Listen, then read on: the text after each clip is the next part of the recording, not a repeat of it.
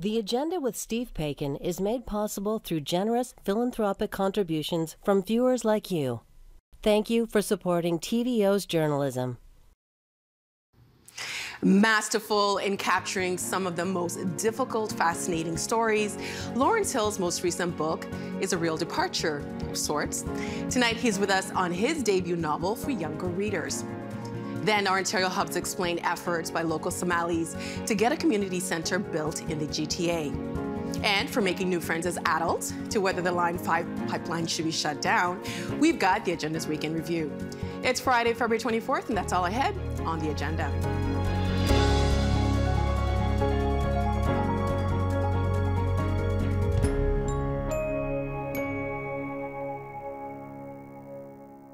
Acclaimed for both his fiction and nonfiction, writer Lawrence Hill never stops putting work before his readers that challenges and inspires. His most recent book is no different, but its audience certainly is. The book is called Beatrice and Croc Harry, and it's a novel for young readers and their parents. We're so pleased it brings Lawrence Hill back to TVO tonight from Bowen Island in British Columbia. Mr. Hill, it's a thrill to finally have an opportunity to talk to you. Welcome back to the show. Thank you so much, Nam. I'm delighted to be here, and it's great to speak with you. I really loved this book.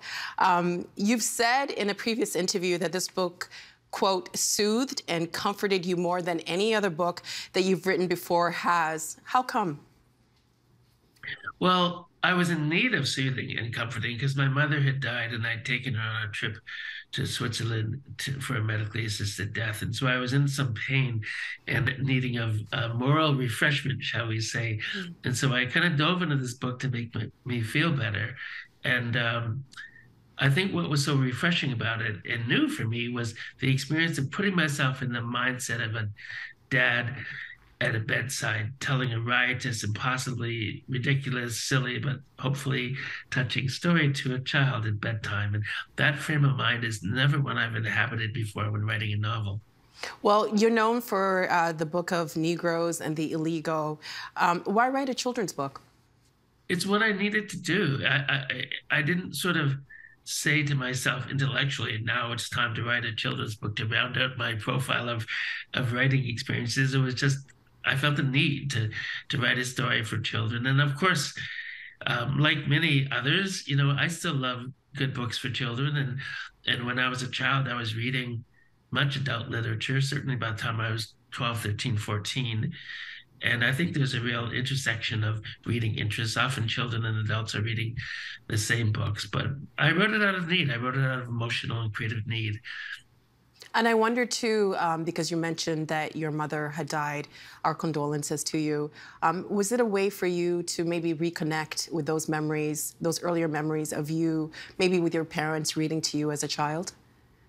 Absolutely. My mother, her name was Donna Hill. She was an American who came to Canada with my father when they married interracially in the States in '53. And one of her great gifts to me was reading nightly. And she read a lot of nonsense poetry to me, including A.A. Milne, The Disobedience, you know, James Morrison, Weatherby George Dupree took good care of his mother, though he was only 3, and on the poem goes. So she rejoiced in the absurdity and the silliness of language in reading to us, and it kind of infected me with the joy of the play of language. And my father didn't read to us, but he told us wild, impossible, terribly entertaining bedtime stories. So absolutely. Writing the book was a way of kind of connecting with the same sort of storytelling joy that I experienced, you know, from my parents when I was quite young. It's interesting because your expression, your facial expression changed when you were thinking of those memories. Yes, well, they're great memories. And so writing the book was a way to kind of step into those memories. And I have 5 children. They're all grown now, but I love telling them bedtime stories and reading them, but especially making up stories. And the story of Beatrice dueling daily with a crocodile is a story that I used to tell my youngest daughter, Beatrice, when she was quite young. And so writing the book was a way to go back to kind of flesh out and develop the very stories I was telling my own youngest child, you know, a long time ago. She's 23 now. Wow. I mean, the days are long, but the years are short, as I'm recognizing now with my own children. But you mentioned Beatrice and you mentioned Croc Harry. The two meet at the beginning. Their relationship is one way in how it ends towards the end of the book. But at one point, Croc Harry says to Beatrice that a child needs to have fun. He names off the necessities of life, including food, shelter, of course, fun. And Beatrice adds, and books. Was this story in some way also maybe a love letter to books? Absolutely. It's a love letter to books and a love letter to language and the play of language. And of course, I don't think you can become a writer without loving language in some way, because we play with it for our work.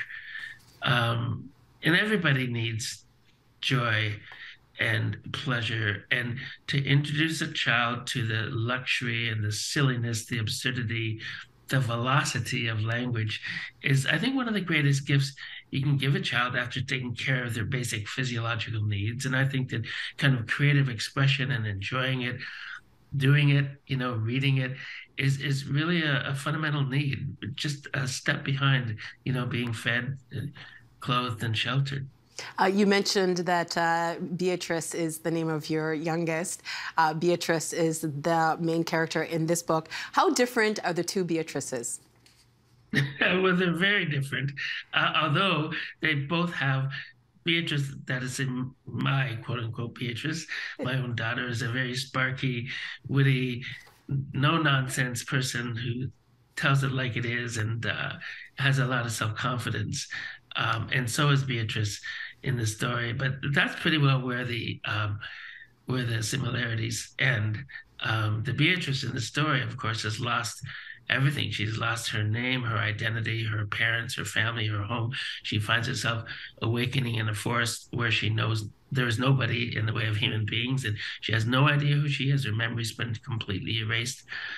She knows how to do things like tie her shoelaces, but she doesn't know anything about who she is. And the story is about discovering who she is and finding herself all over again. Well, which leads me to my next story, my next question. Beatrice and Croc Harry isn't just a fantasy adventure story. It confronts some serious grown-up issues like identity, racism, and belonging. How difficult was it to strike that balance? It was really hard. Many parents feel, I don't agree, but many parents feel that children should be sheltered from, the horrible things that happen in this world. And we don't want to introduce them too soon to adult issues and to worldly concerns. But I feel that children live the sorts of things that we write about in serious books every day. Children see their parents die. Children see bombs going off. Children are dislocated. Children sometimes starve. Children go through the worst things that any people can go through in life. And so if they can have to live these things, I don't see why they shouldn't read about them when they feel ready and when their parents do.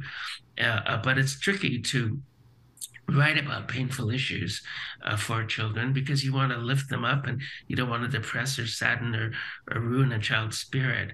You really want to hold that spirit gently in your hands when you're writing for children. And so we just have to let in a lot of shafts of light. And for me, that was silliness, language play, absurdity, kind of hijinks, impossibly ridiculous, entertaining things. And so I was trying to insert plenty of that so that the more painful subjects could go down a little more easily. You mentioned that, some parents want to shelter their children from tough things, but the reality is that children live through tough things all of the time. And reading this book, it made me think of what's happening in places like the States, where children's books are being banned and books are being republished to maybe remove what some may consider sensitive words. Are you concerned about that? Well, of course I'm concerned about it. Nobody who cares about free expression and who also cares about human dignity and human rights and sort of inserting a more thoughtful, curriculum into schools that's more inclusive of peoples around the world and around this country can sort of ignore the movement, let's say, to address your first concern about banning books in the States, you're referring, I think, to books that deal with Black history, the books that deal with racism, or the books that explore anti-Semitism, or books that explore the things that have marginalized queer folks, among others. These are the sorts of books that are being banned, holus bolus in all sorts of regions of the States. And of course, that's of great concern to me. Your question, I think, is complex and straddles different areas. But that's the first response. There's a lot more to say about that, but I'll let you guide me a bit. I think because the Book of Negroes, I know it's named something different in the United States, but I'm guessing that would be a book that is banned because it's talking about enslavement and how Black people were taken from Africa and enslaved, and then trying to figure out where you come from, your identity, and just being treated differently because of your skin color. As someone who thinks about these topics and grapples with these topics, I guess what I'm trying to ask is, it seems to me, and I could be completely wrong, that there's a lack of an uproar because they're very targeted books. Do you worry about what comes next if we're kind of living through a time where we know the consequences of what banning books does? We've seen this happen before in history. Is this something that maybe we should be more concerned with, or do you see, or as a writer, is this something that might change how you present your ideas? It's not going to change how I present my ideas. I'm certainly aware. I haven't been told that my books, like, for example, the Book of Negroes, have been banned in places in the States, but they probably have if people are aware of them. The sorts of people who are banning other books in the States because they deal with issues of racism or anti-Semitism or the sorts of oppression that queer folks have faced, those people would probably ban my books too, although I haven't been told about that yet. But it's certainly not going to change the way I write. And of course, it's of great concern. I mean, banning books is a step before burning books, which frankly is a step before genocide. And often the burning of books over time, say in the case of the Holocaust or the Spanish Inquisition, has often come, as a prelude to killing folks, to genocide. I don't believe that it's appropriate to ban books, even books that are heinous, even books that are thoroughly appalling. I imagine, if I were to imagine the worst book that I could possibly conjure in my mind, perhaps it would be Adolf Hitler's Mein Kampf, but I don't believe that book should be banned. It should be in the libraries and in bookstores, and people who want to care about the Holocaust, who want to learn more about the evils of genocide, they might need to read a book like that in order to be more informed about the nature of hatred and the nature of genocide. So I don't believe in banning or burning books, and I think it's an insult to our intelligence and to our creativity and to our right to express ourselves and to engage intellectually and creatively. And these very adult themes, Beatrice in the book, she grapples with a lot of these different themes. And I just wanted to read an excerpt from your book, and then I will ask you some questions afterwards. You write, "I would just as soon shoot that little Black girl," one man said. Beatrice disliked the way he said the word because he spoke with hatred. Listening to him made her decide to like her own skin color even more. She was a girl, she had brown skin, there was nothing wrong with her skin, and nobody was going to make her feel bad about it. She had survived in the forest of Argelia. She could talk to every animal in the land. She made the best oatmeal in the world. Beatrice could read books and teach rabbits and crawl in and out of a crocodile's stomach and blast apart a pile of oatmeal with her sling. She wasn't anybody's little Black girl. She was Beatrice Lucinda Stackhouse, period. Beatrice in the book says more than once, "I'm more than the color of my skin." I felt this as an adult, but she articulates it so well. Why is it easier for kids to tap into that more than adults, do you think?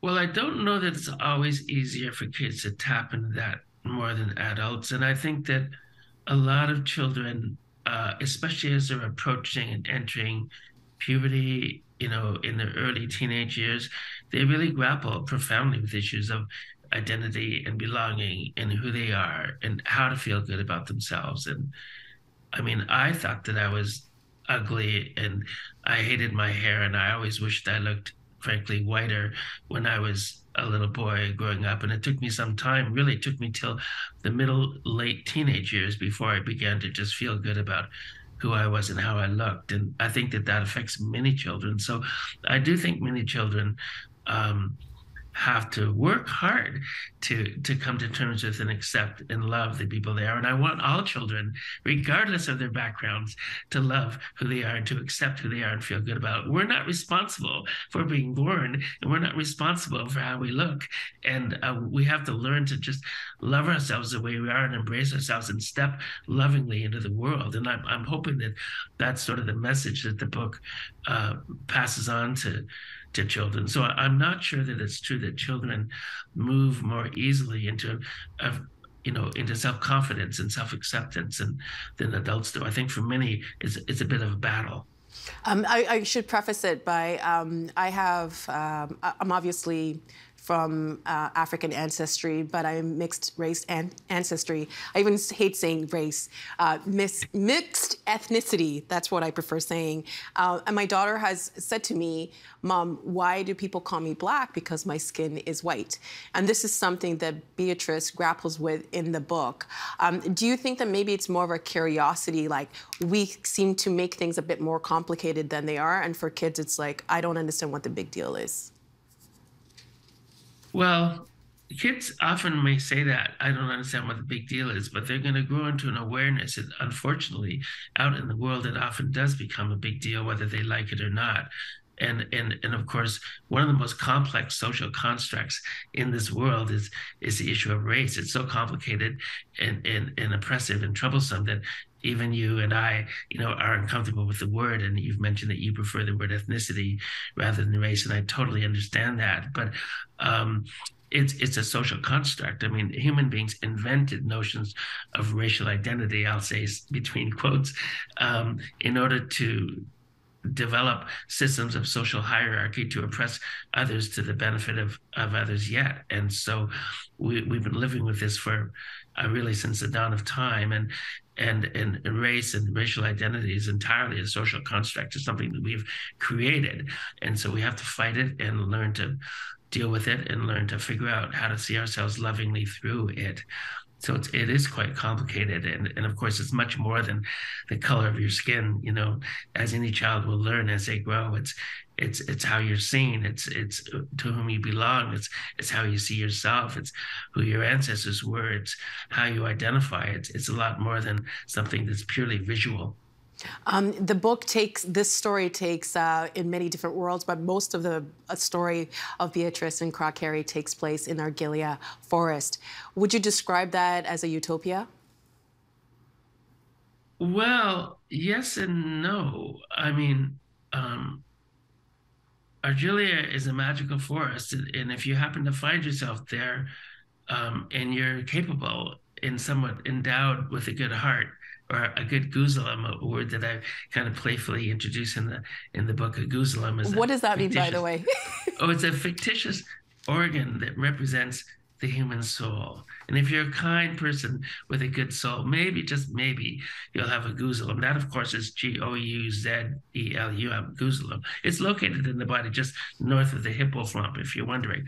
So if you have a good guzulam, you'll do well in life, and the book in a way is a bit of a way to rejoice in the art of having a good soul.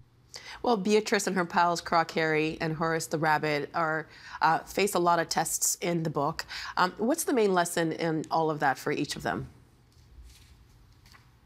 Well, there are troubles in Argilia, and Beatrice has to navigate those troubles. It's not entirely nirvana or a perfect place, because she encounters hatred for the first time as she's awakening in this forest, and she has to deal with it. And many children do encounter hatred, and Beatrice has to stand up against it and fight against it, and it's very frightening. And she discovers, and I think children will discover in reading the book, to answer your question, that sometimes hatred is most easily transmitted when people are feeling weak or vulnerable or afraid. And often that seems to be a time when those who want to advance hateful thinking can kind of poison your mind and poison your thinking. When you're feeling weak or afraid or vulnerable is a time when perhaps you may be more open to notions of hatred. And so I guess, one of the lessons that I hope children will pick up in reading this book is again, to love oneself emphatically and to learn to love and see others with joy and acceptance, and to be fearless in looking to find your own identity and find out who you are and how you want to walk in the world. And also trust, too, because I think one of the themes that I got was things are not always as they appear, especially I'm thinking of Beatrice's relationship with a tarantula. Yes, well, I mean, her two closest relationships in the forest are with beings that could either kill her or paralyze her very profoundly. I mean, she becomes very close with a tarantula named Fuzzy. There is actually a blue sapphire tarantula in the world. It's located in India, and it's considered to be the most toxic of the tarantulas walking this earth. And there's also a 700-pound turquoise, fast-talking, hyperverbal crocodile with 69 very sharp teeth, whose name is Harry, because if you're going to be a talking crocodile, you may as well be named Harry. And her two closest acquaintances become this crocodile who would like to have her for breakfast until they can negotiate a friendship, and Fuzzy, the tarantula. And I guess I'm interested in the notion that people, children included, often need to tame their oppressors. They often need to tame the very people who might seek to hurt them. We need to bring them somehow on side, as unfair as that is. And so Beatrice's task in many ways in this book is to bring on side people who might, people or beings, animals, people who might actually want to harm her. She's got to bring them on side and turn them into allies. Because her life depends on it. It depends on it, and so do all of our lives. And indeed, Beatrice is going to discover some painful secrets, even about her allies, even about the animals that she does bring on side. But they're beautiful secrets, and they help her grow. I want to show a short clip of one reader's review of your debut children's novel. Let's take a look.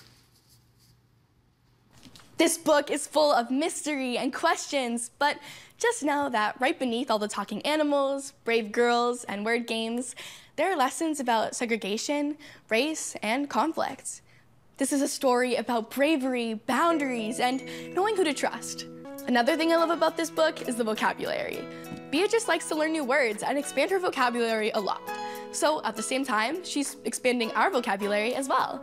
We actually learned a few big, interesting words, so I appreciated that part. That clip is from Ainara's bookshelf from TVO Kids. And Ainara actually calls your book, quote, an instant classic. What does that mean for you, that it's resonating with the intended audience? It means the world to me. Ainara, I tease her and I say that I think in 25 years I'm going to be voting for her for Prime Minister of Canada. She's just such a supremely engaged and gifted and talented and big-hearted young person who celebrates literature so vigorously. I love Ainara's bookshelf, and I've had the chance to meet her family, and I was incredibly touched that she embraced the book and was clearly so moved by it.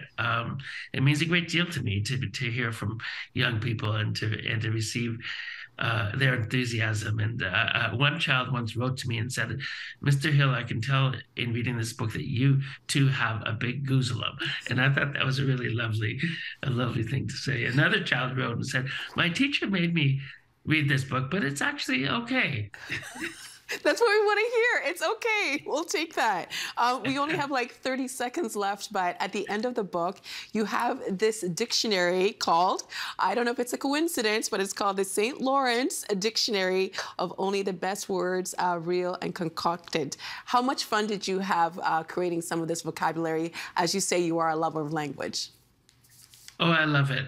There's a lot of made-up words like decrocustation, which is the art of hurling yourself out of the belly of a crocodile before you die, and then there are a lot of real words that are kind of arcane or a little unusual or multisyllabic. I had such a riot writing the book that I pleaded with the publisher to let me include a dictionary at the back, which I know is somewhat unusual, but it's a playful romp that celebrates language, and I'm so delighted to have that silly little dictionary at the back of the book. I had a lot of fun writing it. It's really an extension of the novel.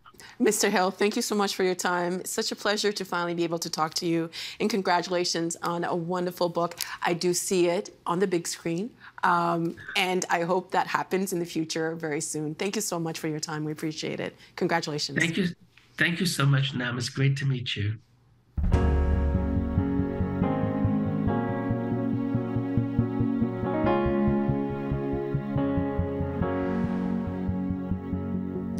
Many of those who immigrated to Canada from Somalia set down roots here in Ontario.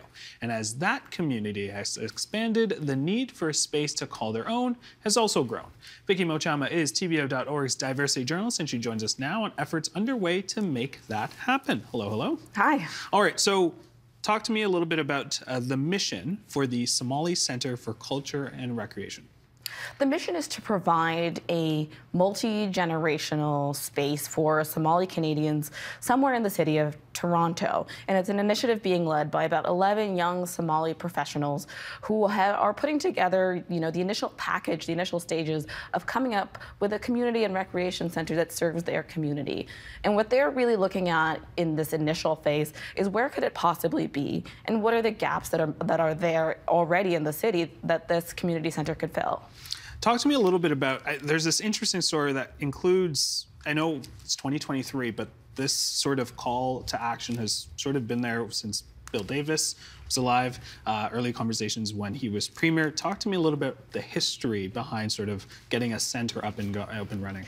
So there's been different iterations of the idea of a community center for Somalis since Somalis have been here. What they've learned or what they've shared in their studies is that a number of ethnic communities have come together to put together community centers like this, and Somalis wouldn't be the first.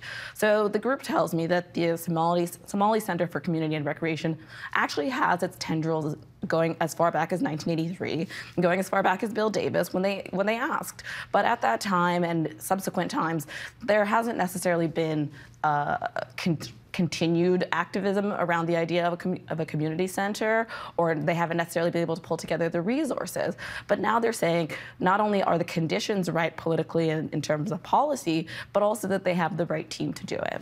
All right, let's talk about sort of the gaps in community spaces, specifically Somali people in Etobicoke and Scarborough. I have one of my friends, he's East African, and we always make comment when we are at sort of these de facto community centers that have been created because there have been no spaces, and those are sort of your local coffee shops, those are your mosques. What are the community gaps in those specific areas when we talk about Etobicoke and Scarborough? What was interesting to me when I read this group's report that they put out is how many spaces there are in the city. But those city spaces are all really downtown. They're mostly not located in places in Toronto where Somalis live, which tend to be concentrated around neighborhoods like Etobicoke and Scarborough. They tend to be on the outer boroughs of the city.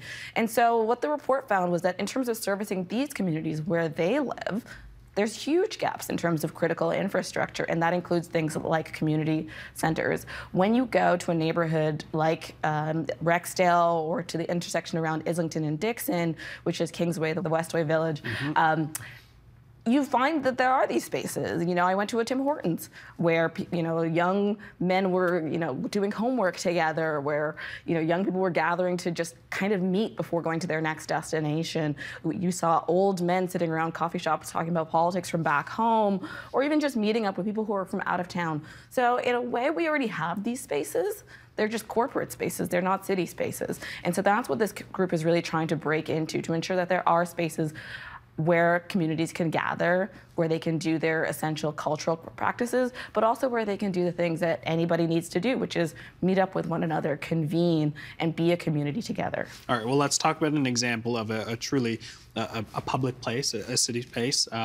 The Tamil Community Center in East Scarborough is sort of a good model to look at. Explain sort of, this is years of advocacy that has taken place to get to where they are. The center isn't built yet, but tell me about how this is a good model for other community centers to be built, and when we talk about culturally important ones.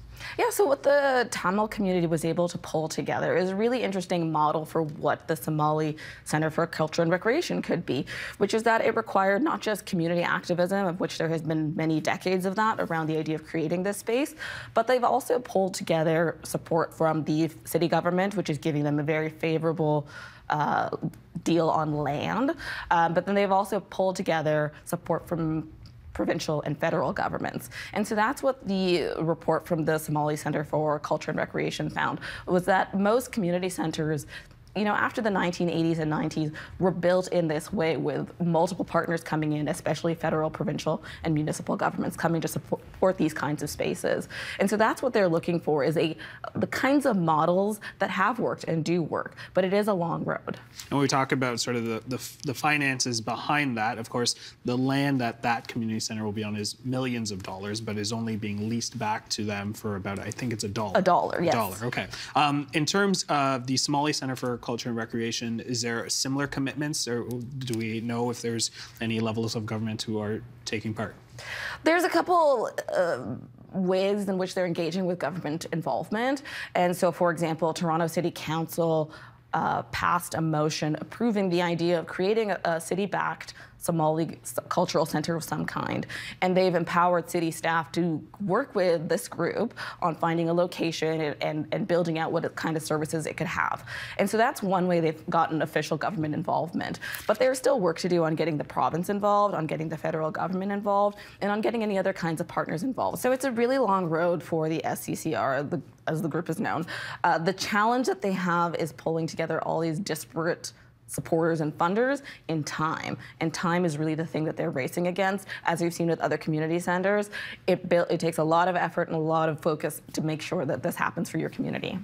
What did you hear when talking to people in Northwest Toronto about the project itself? What was really interesting when I, was walking around the neighborhood of the intersection of Islington and Dixon was, many people hadn't heard of the idea yet, and they were excited about it. I talked to a couple students who were saying the only spaces that they really have to go are the library. And while that's great, it doesn't provide everything that they need. They want athletic services. They want spaces where they can just do homework and talk out loud. They want spaces where they can just hang out, places where they can get coffee and meet up with other people from other schools. And the library serves many functions, but it doesn't serve all that. I also heard from community members who said that they were looking for spaces where they could do anything. In this city, it can be very expensive to host an event, to pull together your community. And in communities that have been underserved, like the Somali community, those spaces are really, really crucial. But I did also hear from community members some doubt about whether or not it would happen, because they felt that perhaps by calling it a Somali community center, that excluded so many other racialized communities from participating and thus supporting them. But overall, people felt that Somali community had been such an important part of Toronto that they deserved a space of their own.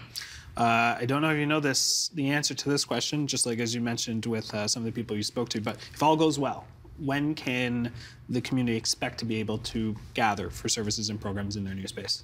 Like I said, it's a bit of a race against time, because there are, financial commitments that have to be made at the government level, which is a long process. But the group is really ambitious, and they're hoping to have something more solid in place by 2027. So that's 4 years from now. And as we've seen with many other community centers, it takes anywhere from 10 to 18 years to build a community center. For example, the recently opened Chinese Cultural Community Center took 18 years from inception to opening. And so it's an ambitious idea, but as the group is saying, it's maybe an idea whose time has come. A race to get the shovels in the ground. Yeah. Vicky, thank you so much. Really great stuff. Really appreciate you joining us on the program. Thank you.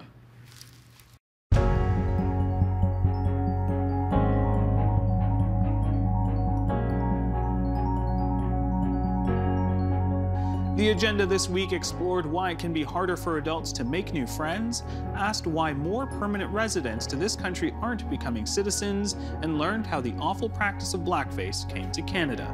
The agenda's Week in Review begins considering the fate of the Line 5 pipeline. Let's look at a map of Enbridge's Line 5. The pipeline starts at the city of Superior in Wisconsin, then moves east, crossing into Michigan. There it travels across under the environmentally sensitive Straits of Mackinac, which are waterways that connect Lake Michigan and Lake Huron. Then Line 5 stretches south and east to the southern tip of Lake Huron, ending in Sarnia, Ontario. Heather, I'm going to come to you first. What role does Line 5 play in Canada and the US's economy, energy economy today? Great. Well, thanks for the question. It has about, over 500,000 barrels a day of petroleum. It turns into gasoline, jet fuel, propane, other petroleum products. 500,000 is very significant, and it obviously feeds a large swath of Ontario, Quebec, feeds most of Pearson Airport, and also has impacts across the northeast Michigan, Indiana, Wisconsin, and elsewhere. So it is a very important pipeline. It delivers a large amount of petroleum and has tens of billions of dollars of impact and an economic kind of situation there. Michelle, given the importance of Line 5 in keeping supply chains robust, energy, the cost of fuel manageable, the homes heated and other functions, can communities thrive without it? Yes, absolutely. One of the first questions when I came into doing this work was, how are we going to meet our energy needs without Line 5? Because I wanted to make sure that if I was going to be advocating for shutting down this pipeline in order to protect the Great Lakes, that we wouldn't be leaving Canadians in the dark or in the cold. So I had a report that was commissioned out to an industry expert who has decades of experience working on relevant analysis related to the scope of the report that I had done. And that report found that, yes, in fact, we can meet our crude oil energy needs today without Line 5. All right, Warren, I'm going to come to you. Let's talk about sort of the widespread implications if Line 5 ceases operations. Let's short-term and long-term. So short-term, the refineries in Sarnia that do provide a lot of those refined products, gasoline, diesel, jet fuel, that refinery would be starved. They would have to scramble in the very short term to find another source. There is quite a bit of discussion about how other pipes could be used to feed those refineries and to feed that demand. And I do agree that there probably are ways that it could be done. Whether or not it could be put into play in the short term, how long it would take to get those new supply lines in place, I think is a question. Immediately, you would see a price impact because there would be a supply constraint, and that would impact consumers in Ontario and Quebec. It would impact consumers on the Great Lakes states as well. In the longer term, I do think that, yes, we could find some of these alternatives. There are potentially other pipeline pathways. There are potentially other ways to move crude around. But it would have a lot of disruption in the short term. Liz, what risks does Line 5 pose to the safety of the Great Lakes? Well, thank you. This conversation really needs a little more context of the fact that this is a 70-year-old pipeline that's located in the open waters of the Straits of Mackinac, which is one of the worst possible places for a catastrophic oil spill, according to the University of Michigan. It has far-reaching implications for both Canada and the U.S. It could potentially destroy drinking water supplies and impact over 700 miles of private and public properties, both in Canada and the U.S. This is the wrong pipeline in the wrong location. The Great Lakes, of course, represent some 20% of the planet's fresh surface water. Over 25% of Canadians receive their water from the Great Lakes. And the significance of the Great Lakes cannot be underestimated. I also just want to mention that the location of these pipelines is in a high density shipping location. and multiple anchors have struck and hit the pipeline over the past couple of years, and there are other incidences that we may not even be aware of. But make no mistake, if an anchor struck and burst these pipelines, the magnitude of the harm would be extraordinary. And the best case scenario of a 30% cleanup would just destroy this extraordinary shared resource that both Canadians, the U.S. and multiple sovereign nations share in their stewardship duties. I think men, if I can locate it there, I think we're doing our best. Yeah. And actually, I think we do quite well, given everything. And sometimes the way that we have these conversations, we sort of center around the deficiencies of men in our communication skills, our emotional literacy, and all these sorts of things, oftentimes measuring us against our female counterparts. Instead of looking at the ways in which men create space for vulnerability and relationship building, despite not necessarily having the adeptness at speaking about and articulating emotions in a way that many women have come to do. For example, I recently was with a friend, and similar to your story, he invited me over for a meal. And as he was barbecuing chicken, did we begin to have a conversation about his issues with his girlfriend and the feelings of isolation and issues around career. And so there are ways that I think men and a lot of people are attempting to adapt to and resist against loneliness and create relationships and repair where needed to. And I think men do a really good job of that. I think one thing that we do well is centering around activities. A lot of communication for men is nonverbal and paraverbal. And so it's through the pickup games and the basketball and the barbecues or whatever. I know those are all very stereotypical men things. We're actually building those bonds, and as you spoke about, we're getting in those hours that create that relation, best friends. And I think in a weird way, one of the silver linings of the pandemic is that it made this a lot easier for guys. In that, prior to the pandemic, to admit to certain weaknesses, let's say, might have been a little bit more difficult for men. But in the context of a pandemic, everyone's going through some major things. And so to admit that you yourself are going through some things is not as stark of a difference, right? It's like, yeah, me too, we're in a pandemic. What do you want to talk about? I'm here to talk about you. And so that has always been kind of one of the interesting things I've found in the last few years, is that the guys in my life, maybe it's because of, more long-lasting cultural changes, but I think it's certainly some kind of effect of the pandemic, is that they're a lot more open to talking about what's going on in their lives. David, I do want to return to something that you did say when you were giving sort of a list of examples of things that people can do. Potentially, there can be barriers to accessing some of that stuff. And I am curious, how do social and economic circumstances affect the way people socialize and interact with each other? Yeah, so I began by talking about the fact that men build relationship in proximity, but through activity. If there are financial and economic barriers in a city, and in many cities, which is changing, gentrifying, locking people out of communal space, there's an absence, and I think some of what you do in the online space is trying to respond to that, but there's an absence of communal gathering spaces where we would come together, where there's a sort of organizing principle or a way of which we could all be together. We're all in one accord.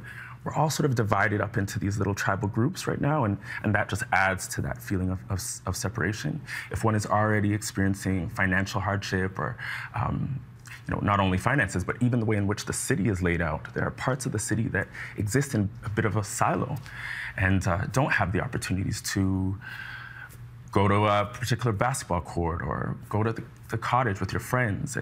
That it changes. One of the things, especially for young men, I'm finding in the ways in which they try to respond to this is the sort of uptake of streaming culture and gaming culture. Now, we know, and you're the psychologist, you could speak to how that might breed some instances of mental health and other concerns, but for a lot of men, it's where they build relationships. That as they're playing these games with someone who's maybe not even in the city, they're creating that connection. And so men of all types, I think, are responding as best they can, but financial and economic disparities can limit that for a lot of men. I'm going to get you to respond to that as well. Yeah, certainly I think when anybody's experiencing feelings of insecurity or scarcity, especially economically, right, I think friendships can get bumped down the priority list quite a bit, right, in terms of our hierarchy of needs. It's probably more important in our minds to take care of sort of our economic security and stability. I think to your point around video games, I mean, I'm a firm believer in taking any social opportunities that you might have and capitalizing on them, right? So video games and online communities provide a space for people to connect with one another, even if it's at a distance. Right. That's certainly better than nothing at all. Right.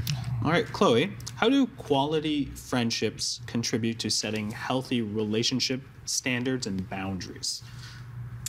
I mean, when you have quality friendships, you can learn from your friends and see I mean, you gain perspective from your relationships and your friendships. And I always say, like, I think it's so important, and I speak from a women's perspective, for us to really diversify our friend groups, meet people from all different walks of life, all different backgrounds, many different life experiences, because when you have friends that have experienced things that maybe you're going through, you become empowered and you learn from them. You gain knowledge, you gain the skills just based off of seeing your friends kind of navigate the same stuff that you have done.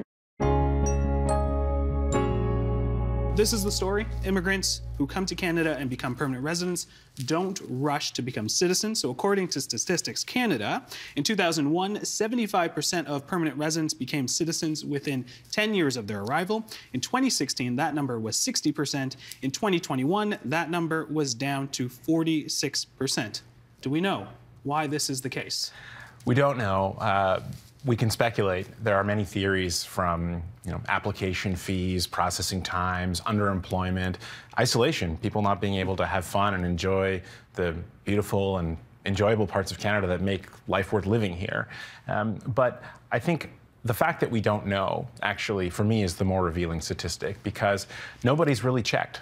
And I think this speaks really volumes about Canada's attitude towards immigrants. We've assumed for so long that since we're not an officially xenophobic country, and because we have such a long tradition of immigration here, and successful immigration, that people will just want to keep coming, and that their lives will just continue to be fine and good, that the future will just be like the past.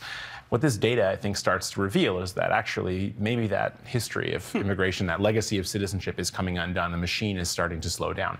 What does that mean, not just for immigrants' condition here, but about the country and about our future? So the fact that nobody's checked, actually, for me, is by far the more revealing thing. And we're now working pretty feverishly to try and see if we can get to the bottom of this, because the implications for Canada, at least in my opinion, are going to be pretty stark if we can't reverse this trend. Data, data, data. Very important stuff. In terms of the conditions themselves that you're mentioning, what are they? Well, I think that we're finding a couple of major trends. So first and foremost, the profile of the typical immigrant who's coming here has changed a lot. Mm-hmm. So when my parents came to Canada in the 1970s, one had a high school degree, one didn't yet. They spoke very little English. And so, my dad, for example, saw no problem in getting up on Monday morning in Toronto and driving to Belleville, where he worked in a factory, until Friday, and coming home when my mom finished her studies. They had no immediate expectations of home ownership or having a senior executive job or anything like that. Today, of course, Canada's attracting a far higher caliber of talent from around the world, people with higher skills and education, credentials, very advanced job experience. And of course, with that come many quality of life benefits, people who were homeowners, people who had domestic help in many cases, depending on the country that they came from, where that can be relatively affordable. And so coming to Canada, instead of everything being a future possibility and everything looking up, in fact, many are taking steps back and are wondering now aloud whether that step back will be permanent and whether it's worth it to sort of stick it out and see if you can retain your or regain your status. So I think the caliber of immigrants are changing a lot, and our narrative of who immigrants are has not evolved commensurately. We still have this idea of, $5 in your pocket, put your head down, work hard, etc. That was my parents. That was many people. there are still people who arrive that way, but many, many who don't. And until our settlement services, our economic attitudes, our hiring practices can adjust to the reality of who the contemporary immigrant is, we'll continue to fall short here. I want to stick on the who a little bit. Historically, this has changed in terms of where people are coming from to Canada. Do we have an idea of where most of our permanent, or rather say our newcomers, are coming from? I mean, India, China, and the Philippines is the short answer. Will make up more than half in any given year. Obviously, it fluctuates. But the origins of newcomers have changed throughout our history. There was, English, Scottish, Irish, then, we moved to other parts of Europe. Ukrainians, obviously, populated large parts of the West. Now there's people coming from Southeast Asia and East Asia. The future looks likely to be more African. I think that this is part of Canada's interesting history, is our ability to welcome people from around the world, so long as they're committed to their future being Canadian. This is a central core of our identity. We can talk about it perhaps later. The citizenship numbers, in my opinion, are alarming because they call into question whether people are actually committed to their future being Canadian. That's the major disruption that we're starting to observe. In terms of other demographics, newcomers tend to be almost twice as likely as the average Canadian to hold a bachelor's degree. They are, on balance, far younger. Half of Canadians are, over 41, and newcomers are, 80% are under that age. So they're younger, better educated. They come with, few brand loyalties and right. few preconceptions and very rich prospects. Let's start with the broader question. When did this practice of white people putting on so-called blackface begin in North America? Right. So it really starts in the early 19th century. So we're talking about the 1810s, but it's really in the 1820s, early 1830s, where you have professional people writing songs and caricature, blackface caricature. And in particular, we really locate the origin of this to someone named Thomas Dartmouth Daddy Rice, or T.D. Rice, who essentially created a character in 1831-32 named Jim Crow. And Jim Crow is the first character who's wearing blackface, sort of dancing out a kind of mimic dance of an enslaved person, and he hits the stage and tours the Atlantic world. And did it become a hit right away?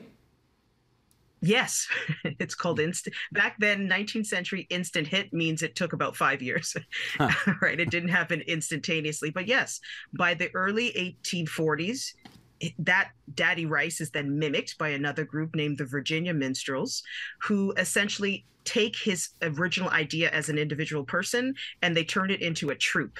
So now it's like a collective of people in blackface. And then eventually through the 1850s, it's an ensemble. There's 3 parts to the show, and it becomes essentially the beginning of an entertainment industry. And it's always white people putting on the makeup to pretend to be black people. Until after the U.S. Civil War. Okay. Then it changes. How about Canada? When did it come to Canada? Immediately. So T.D. Rice invents this Jim Crow character in 1831 too.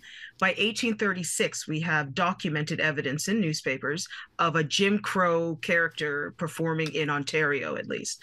Can't confirm across the rest of the country. So is that T.D. Rice, or is that somebody else pretending to be Jim Crow? Again, I can't confirm that, but we're talking about within a few years. It's in the country. And they came to be known as minstrel shows, and I wonder if you could tell me how did the Canadian Railroad, what role did it play in minstrel shows reaching out across the country? Well, first to the name. So just quickly to the name. The name is completely random. I think everyone really needs to understand that. There was a family who were called the Tyrolese minstrel family, and they were from Switzerland. They came to America in the early 1840s, and they just liked the name, so they took the name. So the name minstrel kind of relates to a performer, but it really doesn't have any innate meaning. As for the railroad, the reality is that if we think about how we travel today in terms of how things get get here. You need a transportation system in order for people to come to town. In order for large productions to move across borders and space and place, you need to have a transportation system to move them. So once the railroad started to build out, especially in Ontario in the 1850s and 60s, that's kind of the beginning of, oh, now that we have a means to bring in large sets, large pieces of machinery, and large, just generally construction type materials, we can build theaters. We can now build larger sets. So you kind of have the beginning of the infrastructure to support an entertainment industry. And was the motivation behind it always to pejoratively or nefariously caricature Black people? Yes, I mean, it's just unequivocal. There is really no debating it. From the moment that T.D. Rice puts on blackface, he's actually mimicking a Black person that he saw earlier in the day. So the origins of the genre is always steeped in Black caricature. As the genre develops through the decades, the narratives expand. There's narratives about slavery. There's narratives about freedom-seeking African Americans who end up in the North.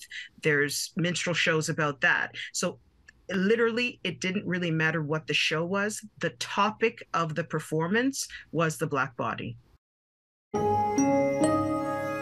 That's just some of what we've covered this week. You can find more, including the full conversations, on our website, TVO.org, our YouTube channel at youtube.com/theagenda, or our Twitter feed, twitter.com/theagenda. And that's it for this Friday, February 24th, 2023. Monday, Steve is back, and he'll find out about the Peel District School Board's plan to dismantle anti-Black racism in its schools. Also, a note before we go, Sunday night at 7 p.m. on TVO, you can catch the first episode of the second season of The Thread with Nam Kiwanuka, and it's a timely theme, loneliness. Nam meets people across the province to find out how they're dealing with that and some creative ways of breaking through it.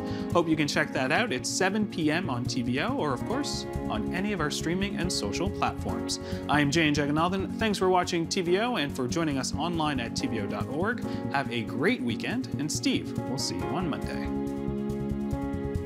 The Agenda with Steve Paikin is made possible through generous philanthropic contributions from viewers like you. Thank you for supporting TVO's journalism.